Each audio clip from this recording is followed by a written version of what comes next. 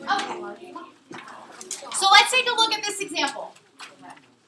Let's say I throw a ball straight up into the air and I catch it at the same height that I released it. The parabola here shows the height h of the ball in feet after t seconds. So we're going to find the total distance the ball travels. We're going to figure out how long the ball traveled up, and we're going to be able to understand why that is the case. Now, one thing to think about, back when we did qualitative graphing, we had a conversation about what represented movement in a graph. The reason that represents me, that graph is me throwing the ball straight up into the air and straight down. The parabola does not represent the flight path of the ball. The parabola is just representing the height from my hand up to the air and back down. Very similar to when we did qualitative graphing, when we were talking about, I think the one example we did was like a bicycle. And some of us thought that like the incline was actually going up a hill, but it was actually like the distance away from the house. You have to be really careful with the units. If our x value represents time and our h value represents height, then as time is passing, the height's changing. So it doesn't matter that it's going up and down. I could have thrown it straight up. I could have thrown it forward, but this does not represent where I threw the ball. Okay, at what height am I releasing and catching the ball based on the graph? 4. At 4 feet, right? Which makes sense because I'm like 5'9", so if I threw it from here, you know, about 4 feet, and I caught it where I let it go. How many seconds is it in the air? Where on the graph are you looking to identify how many seconds it's in the air, Kate? Yeah, on that x-axis. If I released it here when time was 0, time passed, I caught it after 2 seconds. What is the y-coordinate for the where's the vertex?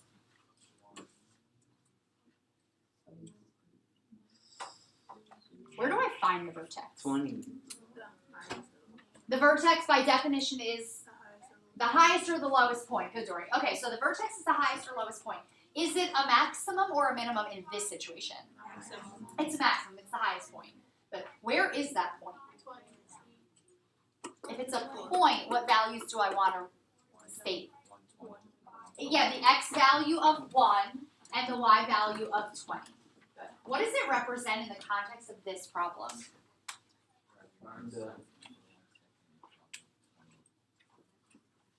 So after 1 second, Part where it starts to go down. say again. The part when the ball starts to go down. Yeah, it's really that moment. And if you've ever thrown anything, you see that moment. Right? If I threw the ball up in the air right now, that moment where the ball's no longer going up, but it's not yet coming down. It's like that split second right in the middle. That represents the vertex in this situation.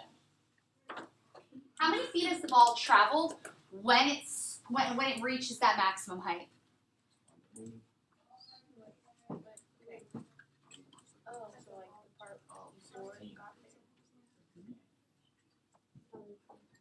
Is it 20? 16. I mean, it reaches a height of 20. But what else do I have to factor in?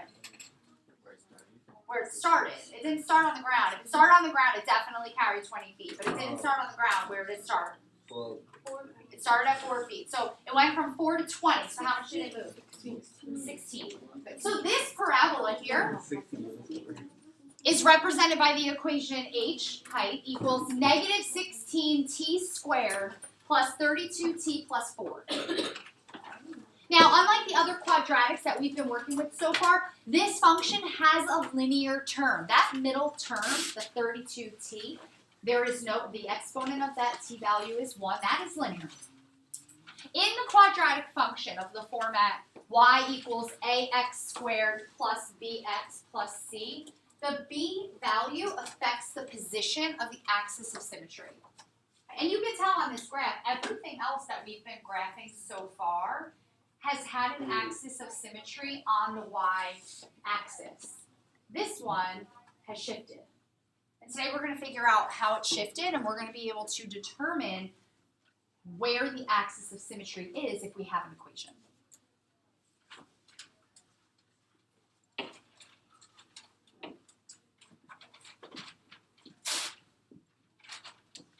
So at this point, we learned about, well, we're going to learn about the b value today. but we've learned about the other values. This A value is what dictates if our graph is going up or down, and it also helps us determine if it's going to be skinny or wide. I'll stop using the word that. I don't want to insult the parabola.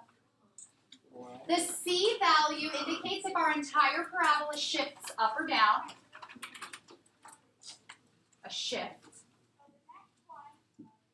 And we learned the other day that it actually also represents our y-intercept. That concept will come back today a little bit. And we just talked a little bit, very briefly, about how that B value affects the axis of symmetry, which makes sense because up until this point, we've dealt with an A and a C value in an equation, and we've still only been on the y-axis. So now that we're moving, it has to be that value. You don't have to write this all down. We're going to focus on that tomorrow.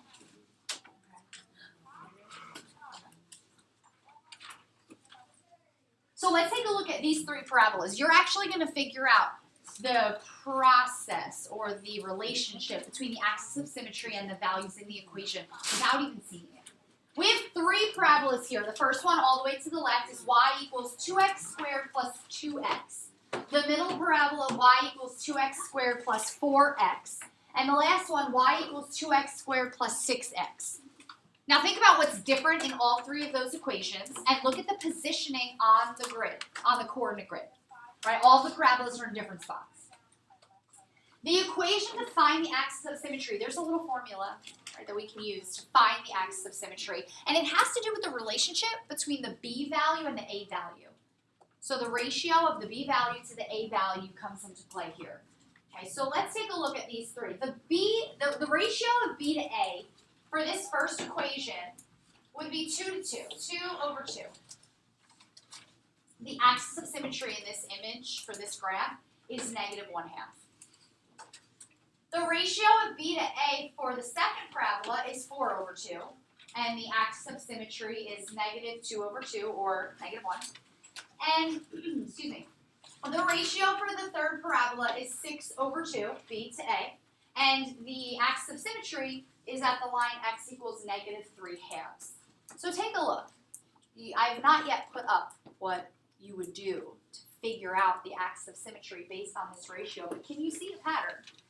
Can you figure out, oh, if I do this, then that results in the axis of symmetry? What patterns do you see? Say again?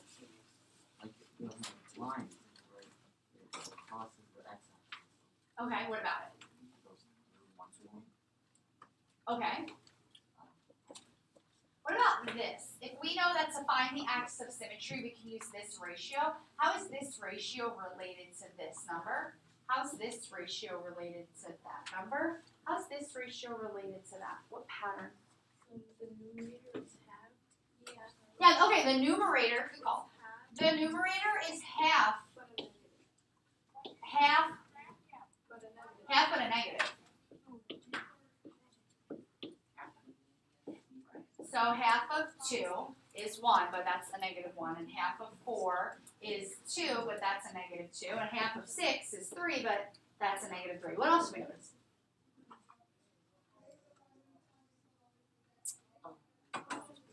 Same denominator. So, say again? Same denominator. Yeah, the denominator here is the same.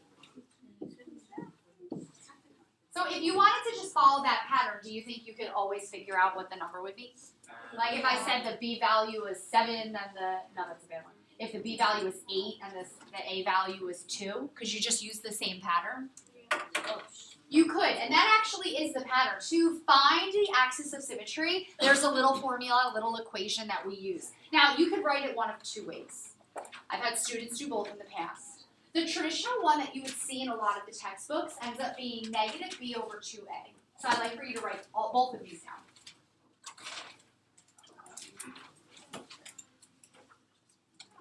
So to find the axis of symmetry, that line where our parabola mirrors or folds, the equation that we can use is x would be -b over 2a. You could also write it out as -1/2 times b over a for those of you that noticed that the axis of symmetry's numerator was just like half the other one but negative. That's because we multiplied it by a -1/2.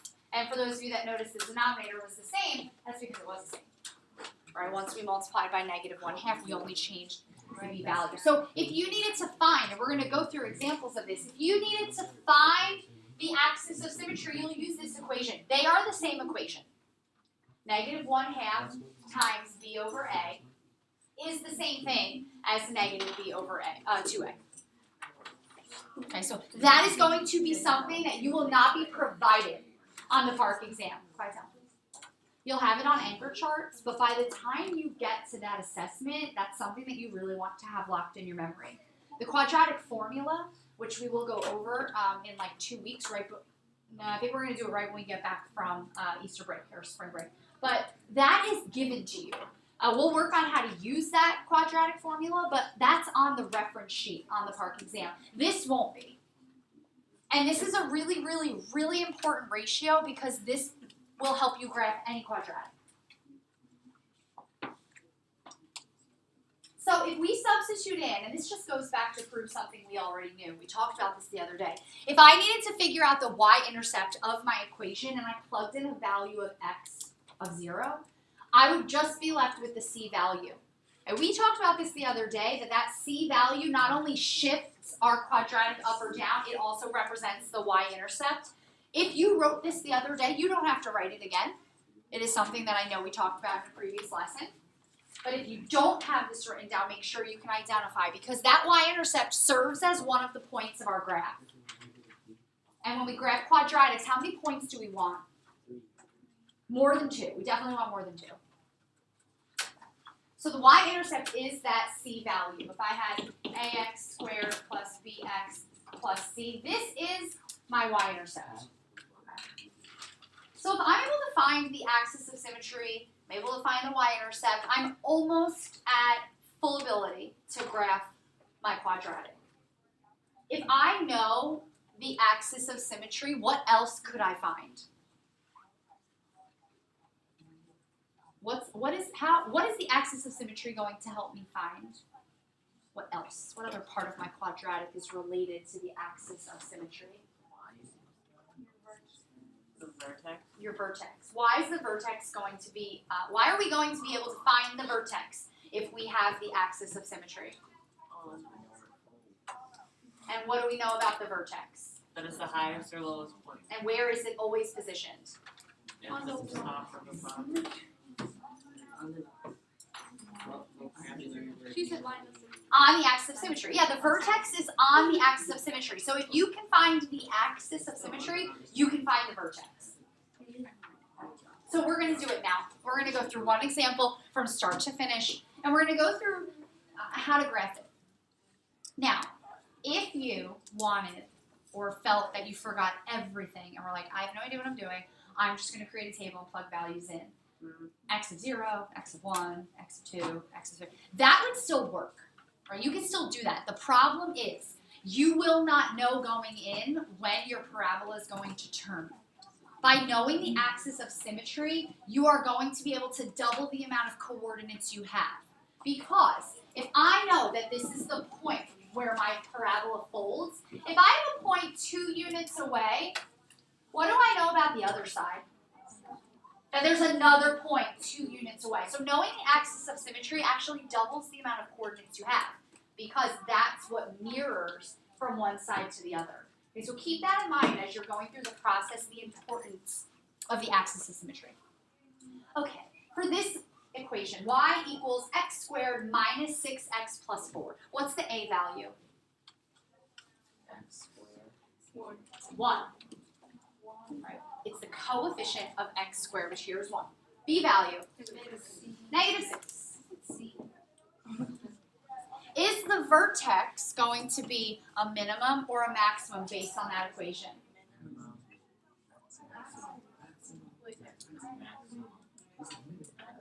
What way is the parabola going?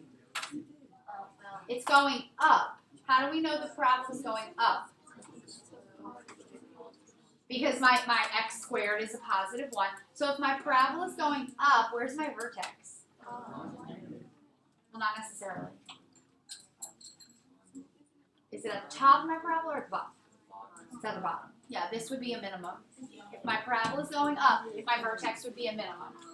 If you weren't sure of that, not going to break the bank. If you still can identify A and B, you're okay. So now we're going to use, I'm actually going to skip this question because I don't like it. We're going to use the calculation here to figure out what the axis of symmetry would be. Take a look at this calculation. So I used here the x equals negative b over 2a. Take a look at the calculation and someone tell me if you're catching me. Why I might, in the future for myself, want to use this equation, which is still the same thing, instead. What do you think about the formatting? What mistake might I make if I use negative b over 2a? So I used,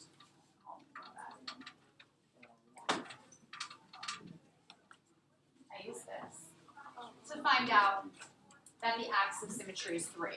So negative b, negative 6 over 2a, 2 times 1. Negative 6, so that's a positive 6 over 2 is 3. Where might a mistake have happened? You had a negative and do the double negative.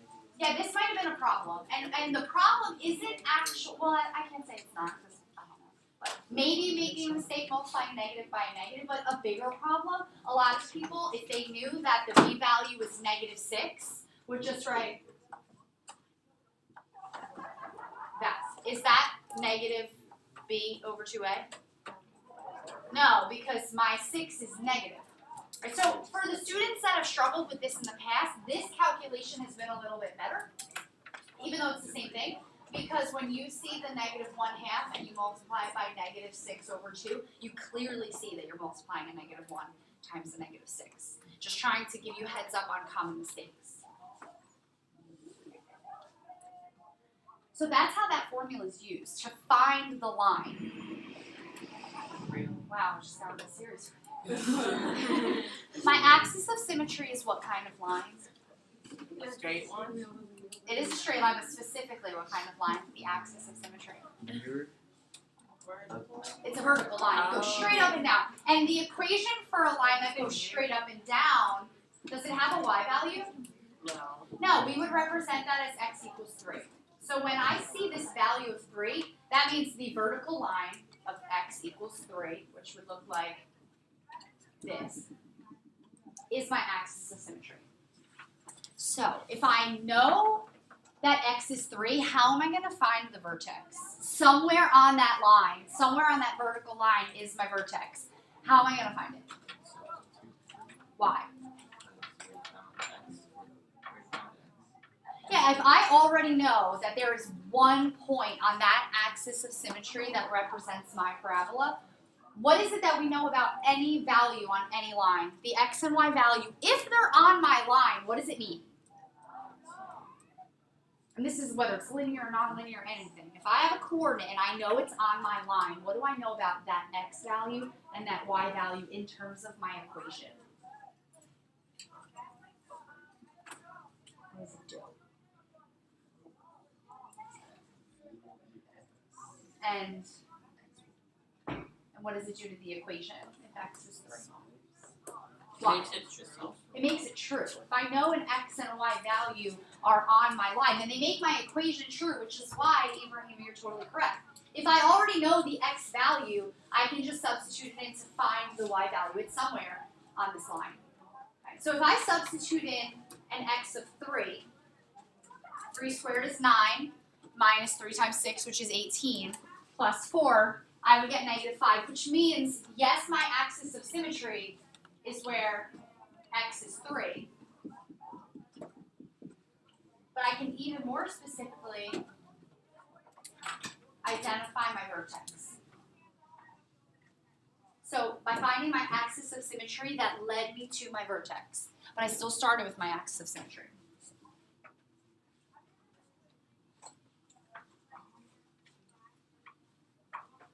Questions? Go through that again. What other point, by looking at my equation, do I know on my graph?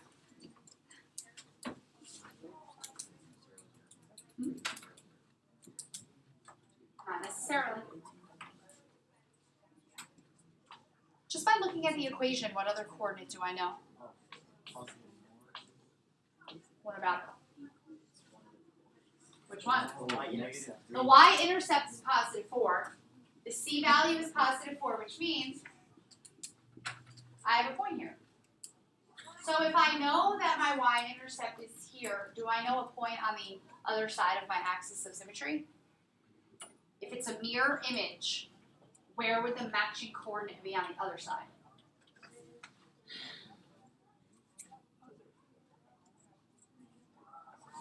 How many units away am I from my axis of symmetry?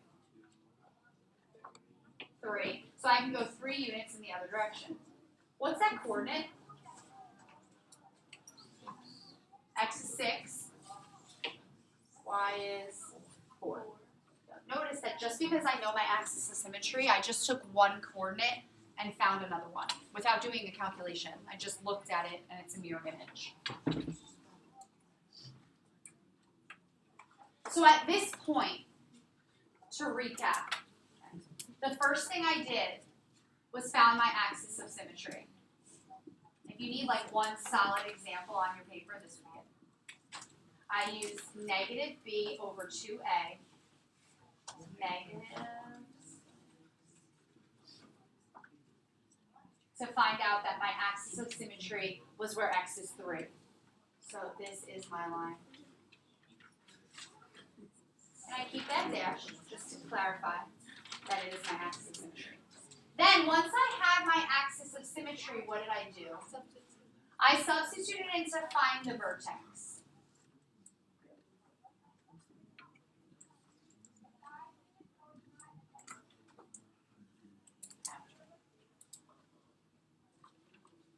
So I substituted in 3 squared minus 6 times 3 plus 4.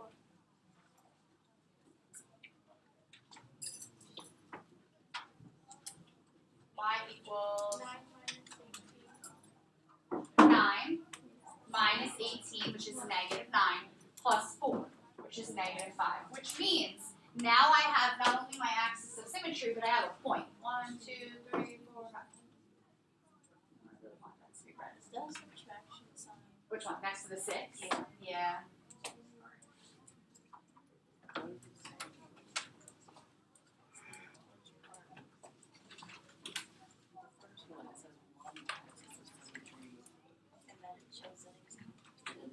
Then after I found the axis of symmetry and used that x value to find my vertex, I can just plot the y-intercept.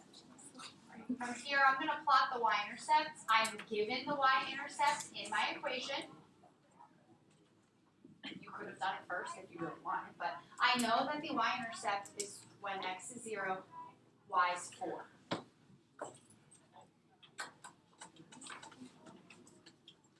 If I know that my parabola is going to fold over that axis of symmetry line by plotting the y-intercept, I also know another point on the other side.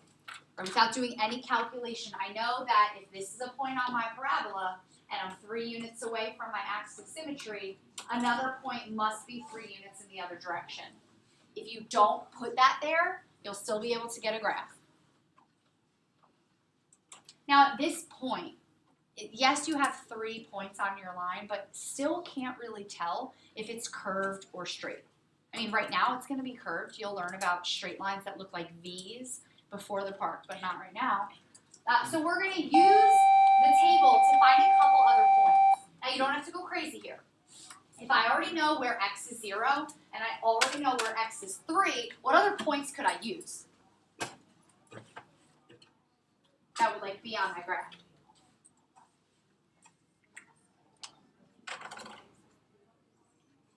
So I already know the coordinate where x is 0, and I already know where x is 3. What other points could I find if I wanted to? Consider the tables.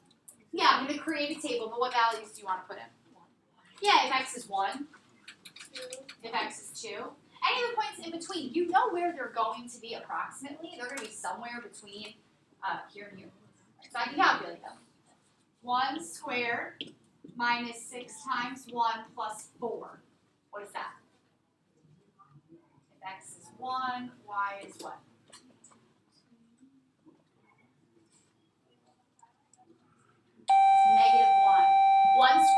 1 minus 6 is negative 5, plus 4 is negative 1.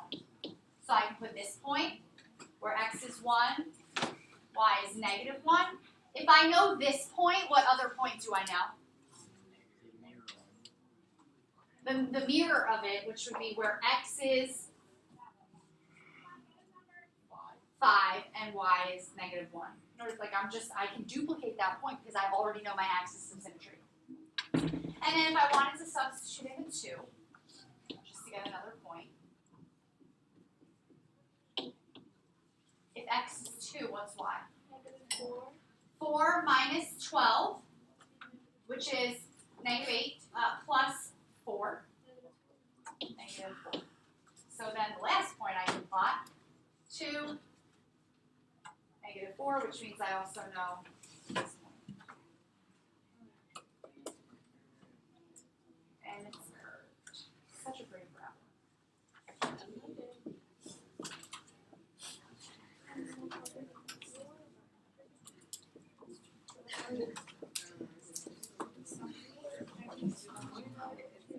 can't read it. It looks like she's just talking on the board right now. But I cannot, I can't read it. So as you can see, if you really just sat there with the table and plotted values in, you would have figured it out.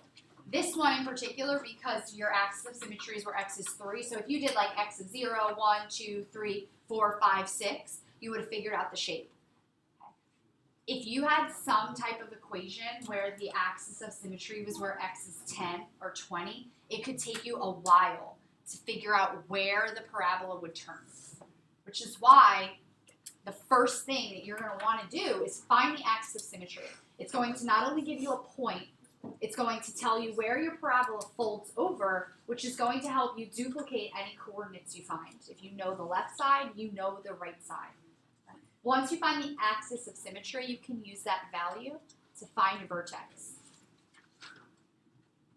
And then once you have the vertex, you're already given the y-intercept. Whether you plot that in the beginning or after you find the vertex is fine. And then once you know the approximate area, then you can find some specific coordinates. Questions, comments, concerns?